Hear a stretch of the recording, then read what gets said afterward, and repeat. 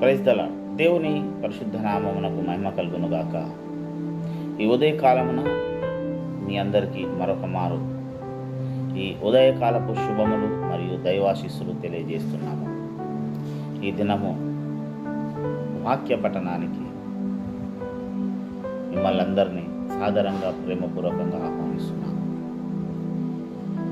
ఈ దినపు మూలవాక్యంగా రోమీలకు రాసిన పత్రిక 12వ అధ్యాయము 9వ వచనంలోని మొదటి మాటను మనం చదువుకుందాం. నీ ప్రేమ నిష్కపటమైనదై ఉండవలెను. ప్రార్థన చేసుకుందాం. సర్వాధికారి అయిన మా ప్రియ పరలోకపు తండ్రి యేసురాజా, నీకు వందనాలు. సర్వోన్నతుడా, మహోన్నతుడా, మహాగణుడా, మాకు చాలిన దేవుడా, కృపా సత్య సంపూర్ణుడమైన యేసయ్య, నీకు వందనాలు. ప్రభువా, చదవబడిన వాక్య భాగాన్ని విరిచి మాకు వడ్డించండి. వినగలిగిన చెవులను, గ్రహించగలిగిన మనసును మాకు దయచండి. నాతో, మా అందరితో మాట్లాడి ఈ వర్తమానము మా జీవితములకు ఒక మంచి పాఠమవుటకు సహాయము చేయండి. వింటున్నటువంటి ప్రతి బిడ్డ హృదయములు, నా హృదయము దీన్ని ఫలింపచేయండి. యేసునామమున ప్రార్థించి అడిగి వేడుకుంటున్నాం తండ్రి, ఆమేన్. Praise the lord. దేవుని పరిశుద్ధ నామమునకు మహిమ కలుగునుగాక. నా ప్రియ సహోదరి సహోదరులారా, నీ ప్రేమ నిష్కపటమైనదై ఉండవలను అని అపోస్తలుడైన పౌలు రోమాలో ఉన్నటువంటి సంఘస్థులకు రాస్తున్నాడు.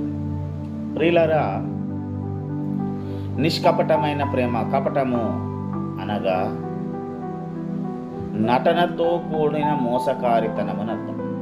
కపట అనగా అంటే నిష్కపటమైనదంటే మోసపూరితమైనటువంటి ఆలోచన లేని ప్రేమ అని అర్థం. ప్రేమను గురించి బైబిల్ గ్రంథంలో చాలాసార్లు చెప్పబడింది, చాలా మాటలు చెప్పబడింది. ప్రేమ యొక్క విలువ ఏంటి, ప్రేమ అంటే ఏంటి, దేవుడి ప్రేమ ఏంటి, మనుషుల ప్రేమ ఏంటి, చాలా రాయబడింది. అయితే అన్నిటినీ రాస్తూ పౌలన్న మొదటి కొరింథీ పత్రిక 13వ అధ్యాయం చివరి వచనంలో అంటాడు, అన్నిటికంటే శ్రేష్టమైనది ప్రేమే అంటాడు. మరలా మీలో ప్రధాన ఆజ్ఞ ఏముంటుందంటే, నిన్ను వలె నీ పొరుగు వారిని ప్రేమించు. ఇది యావత్ క్రైస్తవ లోకానికి లేదా యావత్ ప్రపంచానికి మొట్టమొదటి ఆజ్ఞ ఏంటి? నిన్ను వలె నీ పొరుగు వారిని ప్రేమించాలి.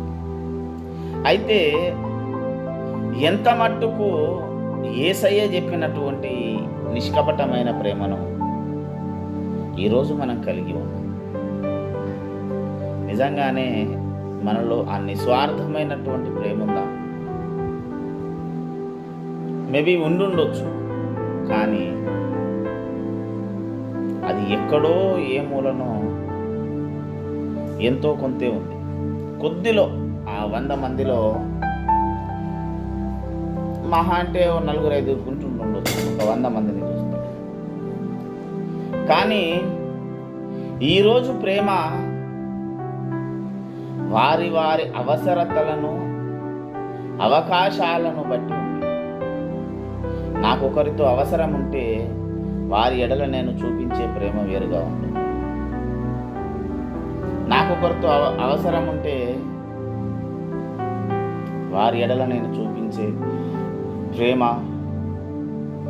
గౌరవం వేరేలాగా ఉంటుంది. మనతో అవసరం ఉన్న వ్యక్తి ఈ కాలంలో సమాజం ఎలాగుందంటే, మనం గద్దించినా కూడా మనతో అవసరం ఉంటే ఆ ప్రేమను నటిస్తూ లోపడతారు. మనతో అవసరము గనక తీరిపోతే చిన్న మాట కూడా తప్పు కనపడుతుంది,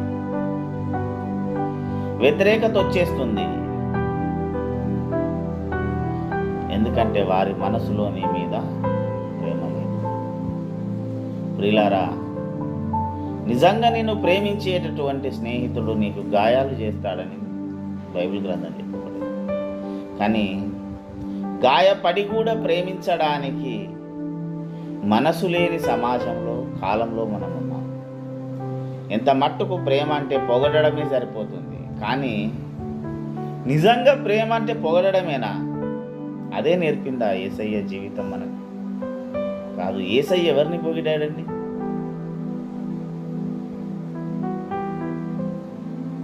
యేసయ్య ప్రేమించిన ప్రతి ఒక్కరిని హెచ్చరించాడు.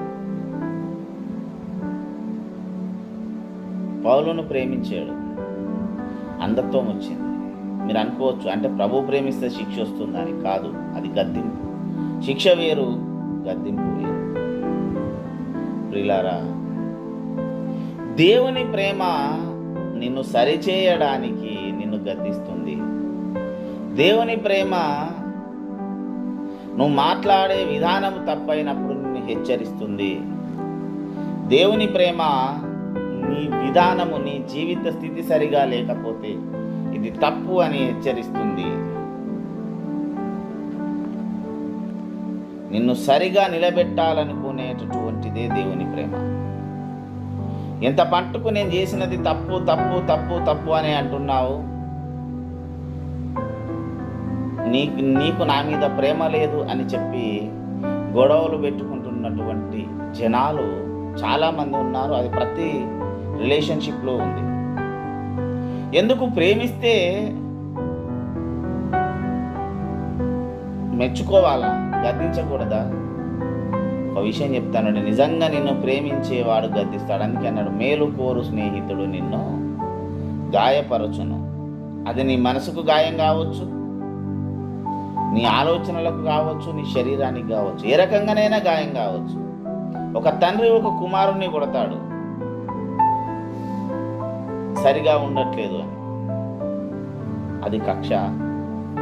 ఒక భర్త ఒక భార్యను గద్దిస్తాడు, అది తప్ప? ఇక్కడ తప్పనుకునే సంబంధాలు చాలా మట్టుకు చెడిపోతున్నాయి. అది కూడా దేవుని ప్రేమ కూడా అలాంటిదే. నిన్ను నిజమైన ప్రేమతో ప్రేమించేవాడు ఎవడైనా నిన్ను గద్దిస్తాడు, నిన్ను హెచ్చరిస్తాడు, ఇలా చెయ్యమని చెప్పుతాడు. ఎవడైతే నువ్వు ఇలాగ చెయ్యి, ఇలాగుండు, ఇలాగ బ్రతకాలని చెప్పకుండా నువ్వు ఏది చేసినా చూస్తూ నవ్వుతూ ఊరుకుంటున్నాడంటే వాడు నీ మేలు కోరేటటువంటి వాడు కాడు. ప్రియులారా, యూదా ఇస్కరియోతు యేసు ప్రభువును ముద్దు పెట్టుకున్నాడు. ఎందుకు ముద్దు పెట్టుకున్నాడు? నీకు శుభము కలుగునుగాక. ఏంటి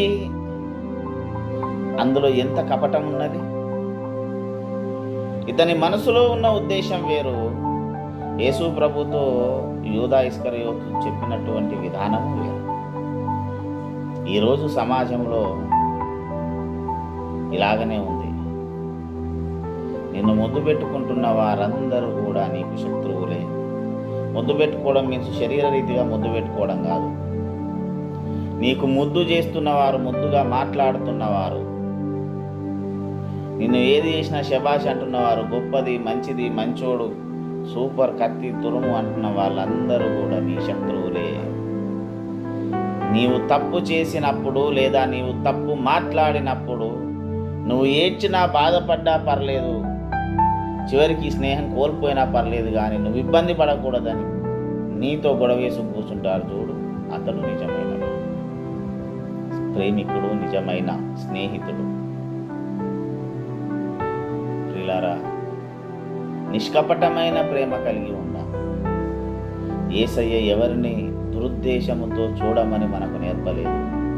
జనులందరినీ ప్రేమించాలి. వాళ్ళు క్రైస్తవులు కానీ, హిందువులు కానీ, ముస్లింలు కానీ, ఎవరైనా కానీ, ఏదైనా కానీ, వాడు మనిషి, భూమి మీద సృష్టించబడ్డ మనిషి, దేవుని చేత నీలాగనే నాలాగనే నిర్మించబడ్డ మనిషి.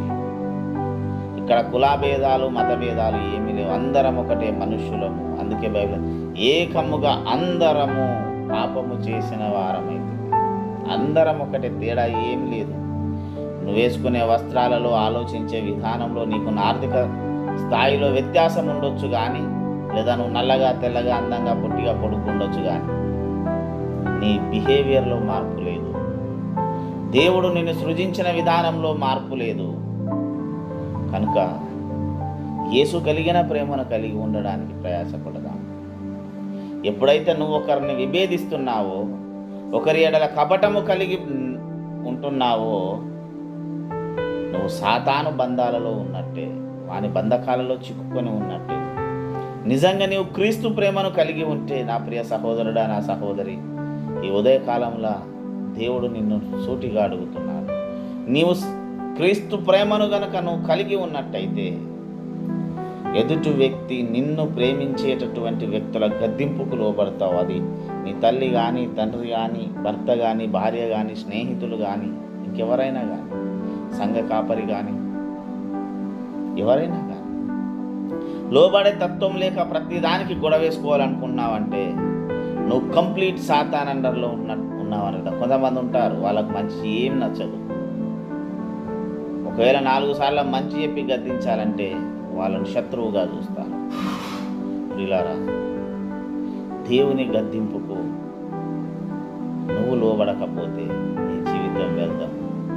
నువ్వు తప్పు చేసినప్పుడు, లేదా నువ్వు తప్పు మాట్లాడినప్పుడు, నీ ప్రవర్తన తప్పుగా ఉన్నప్పుడు, నీ విధానము తప్పుగా ఉన్నప్పుడు, నీవు అతిగా ప్రేమించే వ్యక్తి నిన్ను హెచ్చరిస్తాడు.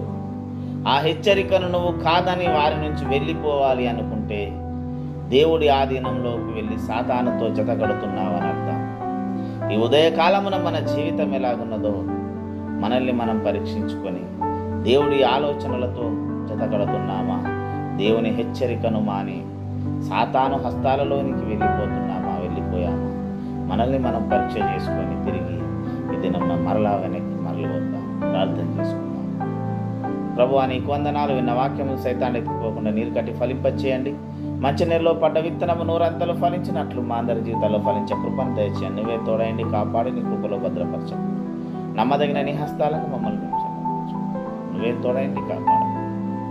ఈ దినమంతా క్షేమముగా మా మీద నుంచి దాటిపోనిచ్చి మా ప్రతి పనుల్లో, ప్రయాణాల్లో నువ్వు క్షేమం ఇచ్చి, ఆరోగ్యం ఇచ్చి నడిపించు.